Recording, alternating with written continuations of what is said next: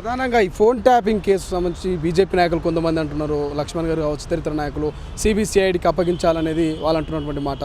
So దీని మీద ఏం చెప్తారు కాంగ్రెస్ పార్టీ నాయకులుగా? బీజేపీ బీఆర్ఎస్ రెండు తోడు దొంగలే, అందుకనే సిబిసిఐడికి వెళ్ళని అంటున్నారు. ఎందుకంటే వీళ్ళ మధ్య ఉన్నటువంటి మైత్రి ఏదైతే అనుబంధం, వీళ్ళకి విడిదైన బంధం ఉందో, ఆ బీజేపీకి అనుబంధ శాఖగా తెలంగాణలో బీఆర్ఎస్ పార్టీ వ్యవహరించింది మొదటి నుంచి. కాబట్టి దొంగే దొంగ అన్నట్టుగా వీళ్ళు అరిచినట్టుగా వీళ్ళ దగ్గర ఉన్నటువంటి ఈ వ్యవహారం అంతా ఇక్కడ రాష్ట్ర ప్రభుత్వం విచారణ చేపడితే ఈ బీజేపీ ఉన్న పాత్ర కూడా తెలుస్తుంది. ఖచ్చితంగా వీళ్ళు ఏం మాట్లాడుకున్నారు, ఏం కోఆర్డినేషన్లో ఉన్నారు, కాంగ్రెస్ పార్టీని ఇక్కడ అనగదొక్కడానికి, ప్రజా ఉద్యమాలను, ప్రజాస్వామిక వాదనలను గొంతు మూయించడానికి కోసం ఏ రకంగా వీళ్ళు కుట్ర చేసిన బయటపడతాయి. కాబట్టి ఇలా సిబిసిఐడికి వెళ్ళని బీజేపీ వాళ్ళు అంటున్నారు. కాబట్టి ఎట్టి పరిస్థితిలో మాకు తెలుసు, మా నాయకత్వానికి తెలుసు, మా అధికార పార్టీ ఇప్పుడు మేము మా పార్టీ నాయకులకు కూడా తెలుసు, మంత్రివర్గానికి అందరికీ కూడా తెలుసు, ముఖ్యమంత్రి గారికి కూడా తెలుసు. రాష్ట్ర ప్రభుత్వం ఆధీనంలోనే ఖచ్చితంగా ఇలా విచారణ చేపడతాం. ఖచ్చితంగా మీ యొక్క మైత్రిని, మీ యొక్క అక్రమ సంబంధాన్ని, ఇలా బీజేపీ బీఆర్ఎస్ అక్రమ సంబంధాన్ని కూడా అందులో ఏమేమి ఉన్నాయి, మీరు ఏం కుట్రలు చేసిళ్ళు, ఇలా కాంగ్రెస్ పార్టీని ఈ దేశంలో, ఈ రాష్ట్రంలో అణచివేయడానికి కోసం మీరు చేసినటువంటి కుట్రలన్నింటిని కూడా బయటపెట్టేటువంటి రోజులు కూడా ఇలా ఉన్నదనే సందర్భాన్ని చెప్తా ఉన్నాం. ప్రధానంగా ఇప్పటికే అటు బీఆర్ఎస్, బీజేపీ ఎంపీ అభ్యర్థుల పూర్తి జాబితాల్ని ప్రకటించి కూడా బరిలోకి దిగింది. కాంగ్రెస్ పార్టీ నిన్న ఒక 4 అభ్యర్థులతో 3వ దఫా విడుదల చేసినటువంటి సిచ్యువేషన్ చూస్తాం. ఇంకా 4 స్థానాలు పెండింగ్లో ఉంది. ఆలస్యం అవ్వట్లేదా? ఎందుకంటే పోటీలో ఉండాలి, బరిలో నిలబడాలి. సో వెనక నుంచి చేసే అవకాశం ఏమైనా ఉందా? కాంగ్రెస్ పార్టీ సరే ఇప్పటికి ఇంకా ఎన్నికలకు షెడ్యూల్ వచ్చినప్పటికి కూడా సమయం ఇంకా ఉంది.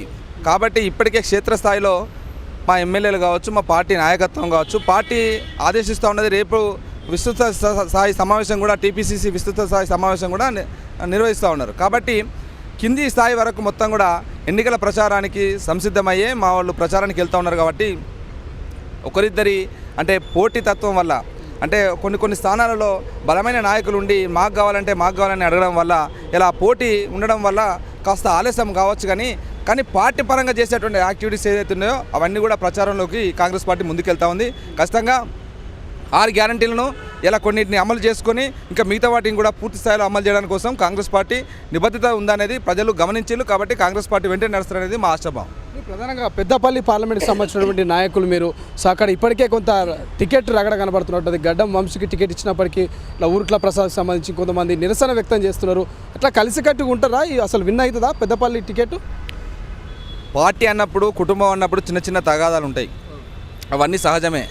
కాబట్టి ఈ చిన్న విషయాలకు సంబంధించినట్టు ఏదో తేడా కనబడుతూ ఉంది. కాబట్టి దాన్ని భూతద్దన పెట్టి కొంత మీడియా వేరే వాళ్ళు కూడా ప్రచారాన్ని చేపడుతూ ఉన్నారు.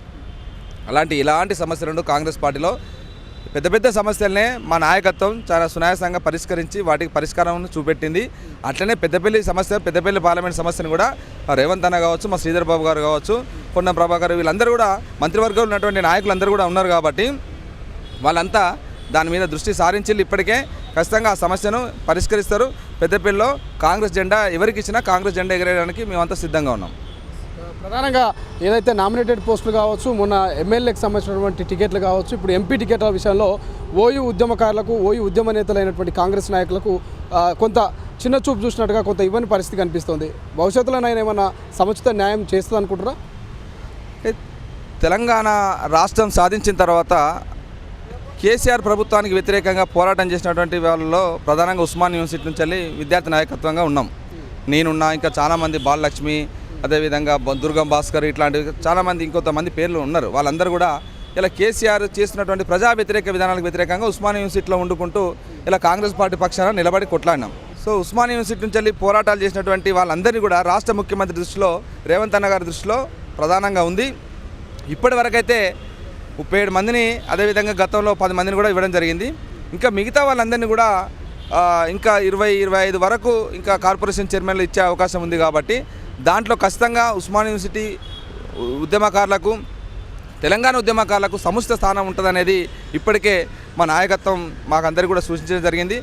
మేము కూడా ఖచ్చితంగా ఒక కోట శ్రీనివాస్గా, తెలంగాణ విద్యార్థి ఉద్యమ నాయకుడిగా, కాంగ్రెస్ పార్టీ నాయకుడిగా సెకండ్ లిస్టులో కంపల్సరీ మాకు ప్రాధాన్యత ఉంటుందనేది మేము రేవంత్ అన్నను పూర్తిగా నమ్ముతున్నాం. ఖచ్చితంగా మాకు అవకాశం ఉంటుంది. యువ నాయకత్వాన్ని రేవంత్ అన్న ప్రోత్సహిస్తున్నాడు. కాబట్టి ఖచ్చితంగా ఈ ప్రభుత్వం అభివృద్ధి భాగస్వామ్యంలో మమ్మల్ని భాగస్వామ్యం చేస్తారని మాకు పూర్తి విశ్వాసం ఉంది.